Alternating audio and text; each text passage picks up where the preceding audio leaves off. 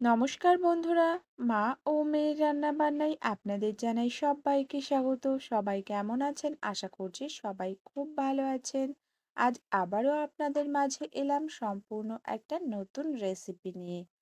আজকের রেসিপি টক পালনের চাটনি। পালং শাক তো অনেকেই খেয়েছেন, তবে সেটা টক নয়। তবে এই পালং শাকটা একবার খেয়ে দেখুন, এই টক পালনের চাটনি কিন্তু ভীষণ ভালো লাগবে। চলুন তবে দেখে নিই এই পালং শাকের চাটনিটা কিভাবে করছি। তবে আমি বলে দিই, এই পালং শাকগুলো কিন্তু দেখতে অনেকটা অন্যরকম।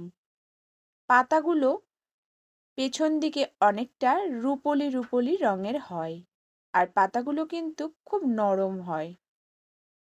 প্রথমে ফুল হয়ে গেছিল, সেই ফুলগুলো বাদ দিয়ে দিয়েছি। এবার টুকরো করে কেটে নিলাম।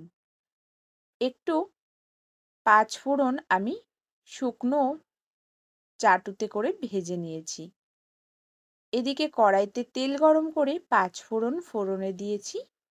এবার পালং শাকটাকে দিয়ে ভালো করে নেড়ে চেড়ে ফোড়নের সঙ্গে মিলিয়ে নিচ্ছি। আমার চ্যানেলে নতুন বন্ধু হয়ে থাকলে চ্যানেলটি সাবস্ক্রাইব করে আমার পাশে থাকার অনুরোধ রইল। ভিডিওর পাশে বেল আইকন রয়েছে, প্রেস করে রাখবেন, তাহলে যখনই আমি নতুন রেসিপি শেয়ার করব সবার প্রথমে আপনাদের কাছে নোটিফিকেশান পৌঁছে যাবে। পরিমাণ মতো হলুদ লবণ দিয়ে আমি ঢাকা দিয়ে দিলাম। গ্যাসের হিটটা মিডিয়াম টু লো করে রান্নাটা করে নেব। এই টক পালনের চাটনি রান্না করার সময় কিন্তু কোনো রকম জল দেবার প্রয়োজন নেই। এবার দিয়ে দিচ্ছি আখের গুড়।